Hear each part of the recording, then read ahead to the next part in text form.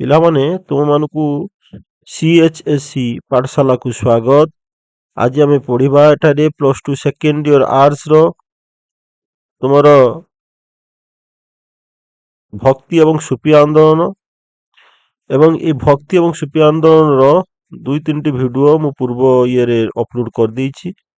ଆଜି ଆମେ ଏହାର ପଢ଼ିବା ଏଥିରେ ଥିବା ନାନକଙ୍କ ବିଷୟରେ। ନାନକ ଯିଏକି 1469 ଖ୍ରୀଷ୍ଟାବ୍ଦରେ ଜନ୍ମ ଲାଭ କରିଥିଲେ ଏବଂ 1538ରେ ସେ ତାଙ୍କର ଶରୀର ତ୍ୟାଗ କରିଥିଲେ। ଯଦି ତାଙ୍କର ଆମେ ସଂକ୍ଷିପ୍ତ ଜୀବନୀ ବିଷୟରେ ଦେଖିବା ତେବେ ପାଇବା ଯେ ଇଏ ହେଉଛନ୍ତି ଭକ୍ତି ଆନ୍ଦୋଳନର ଜଣେ ଅନ୍ୟତମ ପ୍ରବକ୍ତା ଥିଲେ। ସିଏ ହିନ୍ଦୁ ଓ ମୁସଲମାନଙ୍କ ମଧ୍ୟରେ ସମନ୍ୱୟ ପାଇଁ ଧର୍ମ ସଂସ୍କାର ଆନ୍ଦୋଳନ ଆରମ୍ଭ କରିଥିଲେ। ତାଙ୍କର ଯେ ଜନ୍ମ 1469 ଖ୍ରୀଷ୍ଟାବ୍ଦରେ ଲାହୋର ନିକଟସ୍ଥ ତାଲବନ୍ଦୀ ନାମକ ସ୍ଥାନରେ ଜନ୍ମଗ୍ରହଣ କରିଥିଲେ, ବର୍ତ୍ତମାନ ଯୋଉଟାକି ସେଟା ନାନକ ତାନା ନାମରେ ପରିଚିତ। ସେ ହେଉଛନ୍ତି ଜଣେ କ୍ଷତ୍ରିୟ ପରିବାରର ଏବଂ ତାଙ୍କର ଯଦି ପିତାଙ୍କ ନାଁ ଦେଖିବା ସେ ଥିଲେ କାଲୁ ବେଦୀ ଏବଂ ତାଙ୍କର ସେ କାଲୁ ବେଦୀ କାଲାଚାନ୍ଦ ନାମରେ ମଧ୍ୟ ପରିଚିତ। ବାଲ୍ୟକାଳରୁ ଧାର୍ମିକ ଚିନ୍ତା ସାଧୁସନ୍ତଙ୍କ ସମ୍ବନ୍ଧରେ ପ୍ରତି ଆକୃଷ୍ଟ ହୋଇଥିଲେ ନାନକ। 18 ବର୍ଷ ବୟସରେ ସେ ସୁଲଖୋଇନଙ୍କ ସହିତ ବିବାହ କରିଥିଲେ ଏବଂ ଜୀବିକା ନିର୍ବାହ ନିମନ୍ତେ ସେ ଶସ୍ୟଗାରର ରକ୍ଷକ ସୁଲତାନପୁରରେ ସେ କାମ କରୁଥିଲେ। କଣ ନା ଶସ୍ୟଗାରର ରକ୍ଷକ ହିସାବରେ।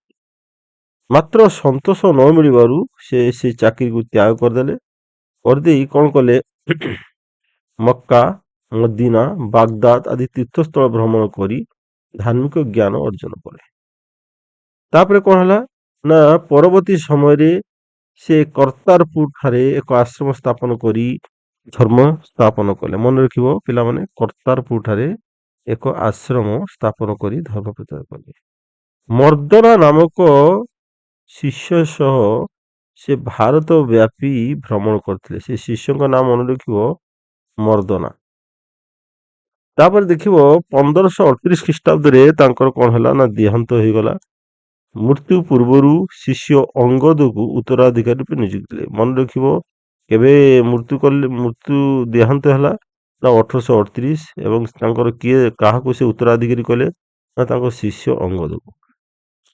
ତାଙ୍କର ବାଣୀ ଶିଖ ଧର୍ମର ପ୍ରଧାନ ଗ୍ରନ୍ଥ ଆଦି ଗ୍ରନ୍ଥ ସାହେବରେ ଇଏ ଲିପିବଦ୍ଧ ହୋଇଛି, ଯୋଉଟା କି ତୁମର ଗୁରୁମୁଖୀ ଲିପି ଏବଂ ପଞ୍ଜାବୀ ଭାଷା। ପଞ୍ଜାବୀ ଯୋଉ ଅକ୍ଷରଟି ହେଉଛି ଗୁରୁମୁଖୀ ଲିପି, ସେ ଗୁରୁମୁଖୀ ଲିପିରେ ପଞ୍ଜାବୀ ଭାଷାରେ ଇଏ କଣ ହେଇଛି ନା ଲେଖାଯାଇଛି। ତାଙ୍କର ଅନୁଗାମୀ ମାନେ ପରବର୍ତ୍ତୀ ସମୟରେ ଶିଖ ନାମରେ ପରିଚିତ ହେଲେ। ଯୋଉମାନେ ତାଙ୍କୁ ଅନୁସରଣ କଲେ ସେମାନଙ୍କୁ ସବୁ ଶିଖ ନାମରେ କଣ ହେଲେ ନା ପରିଚିତ ଲାଭ କଲେ। ନାନକ ଶିଖ ଧର୍ମର ପ୍ରବକ୍ତା ରୂପେ ଗୁରୁମାନେ ମାନନ୍ତି। ତାଙ୍କ ଧାର୍ମିକ ବାଣୀ କଣ ଥିଲା ନା ବିଶ୍ୱ ଏବଂ ଈଶ୍ୱରଙ୍କ ମଧ୍ୟରେ ସମ୍ବନ୍ଧ। ବିଶ୍ୱ ହେଉଛି ଈଶ୍ୱରଙ୍କ ରାଜ୍ୟ, ତାଙ୍କର ଇଚ୍ଛାରେ ସୃଷ୍ଟି ସ୍ଥିତି ବିଲୟ ଘଟେ।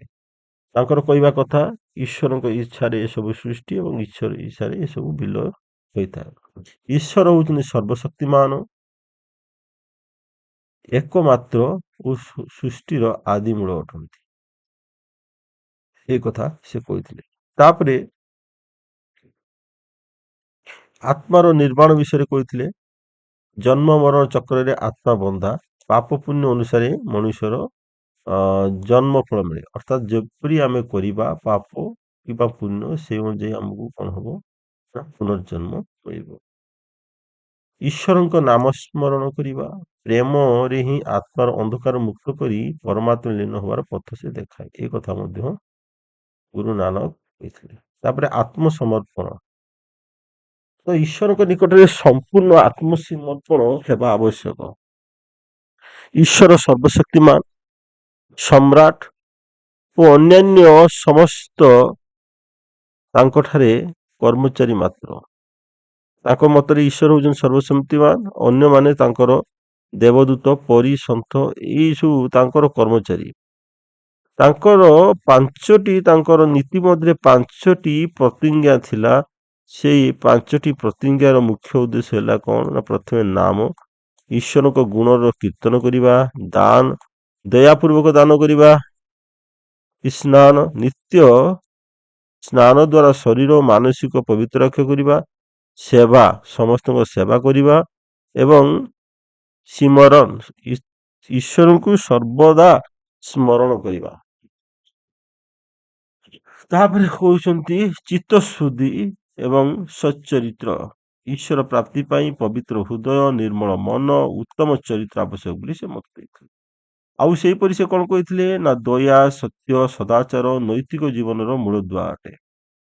ଜାତିପଦାକୁ ସେ ବିରୋଧ କରୁଥିଲେ। ତେଣୁକରି ସେ କଣ କହୁଥିଲେ ନା, ସମସ୍ତ ମନୁଷ୍ୟ ସମାନ, କୌଣସି ଜାତି ଉଚ୍ଚ ବା ନିଚ ନୁହନ୍ତି, ଏ କଥା ସେ କହୁଥିଲେ। ହିନ୍ଦୁ, ମୁସଲମାନ, ଖ୍ରୀଷ୍ଟିଆନ, ବୌଦ୍ଧ ସମସ୍ତେ ଭାତୃ ସମାନ, ଅର୍ଥାତ୍ ହିନ୍ଦୁ, ମୁସଲମାନ, ଖ୍ରୀଷ୍ଟିଆନ, ବୌଦ୍ଧ ସମସ୍ତେ ଭାଇ ଭାଇ ଏବଂ ପରସ୍ପର ସ୍ନେହ ଏବଂ ସମ୍ମାନ କରିବା ଉଚିତ ବୋଲି ଗୁରୁ ନାନକ ମତ ପ୍ରକାଶ କରିଥିଲେ। କୁସଂସ୍କାର ବିରୁଦ୍ଧରେ ଗୁରୁ ନାନକ କଣ କରିଥିଲେ ନା, ବେଦ, କୁରାନ, ବ୍ରାହ୍ମଣ, ମୌଲବୀ ଅନ୍ଧ ଅନୁସରଣରେ ବିଶ୍ୱାସ ନଥିଲା। ସେ କହୁଥିଲେ ଯେ ବେଦ, କୁରାନ, ବ୍ରାହ୍ମଣ ଏବଂ ମୌଲବୀଙ୍କର ଅନ୍ଧ ଭାବରେ ତମେ ଅନୁସରଣ କର ନାହିଁ। ମୂର୍ତ୍ତି ପୂଜା, ଅର୍ଥହୀନ ଯଜ୍ଞ, ତୀର୍ଥଯାତ୍ରା, ବାହ୍ୟ ଆଡ଼ମ୍ବର ପୂର୍ଣ୍ଣ ଆଚରଣର ତୀବ୍ର ବିରୋଧ କରିଥିଲେ। ପବିତ୍ର ଜଳରେ ସ୍ନାନ କରିବା ଅପେକ୍ଷା ମନ ପବିତ୍ର ରଖିବା, ସତ୍କର୍ମ ଉପରେ ଗୁରୁତ୍ୱ ଦେବା ବୋଲି ସେ କହିଥିଲେ। ତା ସହିତ ମକ୍କାରେ କାବା ପ୍ରତି ତାଙ୍କର ପାଦ ଲମ୍ବାଇବାର ଘଟଣା ମାଧ୍ୟମରେ ଦର୍ଶାଇଥିଲା ଯେ ଈଶ୍ୱର ସର୍ବତ୍ର ବିଦ୍ୟମାନ, କୌଣସି ଦିଗ ବା ସ୍ଥାନ ନାହିଁ। ତାଙ୍କର କହିବା କଥା ଈଶ୍ୱର ସର୍ବଶକ୍ତିମାନ ଏବଂ ସର୍ବବ୍ୟାପୀ, ତେଣୁ ତାଙ୍କର କୌଣସି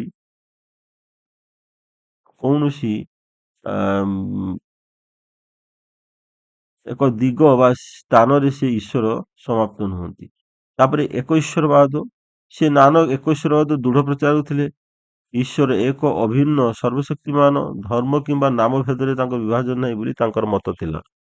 ଯଦି ଆମେ ଦେଖିବା ଐତିହାସିକ ମହତ୍ଵ କଣ ଥିଲା ନାନକଙ୍କ ବିଷୟରେ, ନାନକ ସରଳ, ବାସ୍ତବମୂଳକ, ଭକ୍ତିପୂର୍ଣ୍ଣ ବାଣୀ ଭକ୍ତି ଆନ୍ଦୋଳନକୁ ଏକ ନୂତନ ଦିଗ ଦେଇଥିଲା।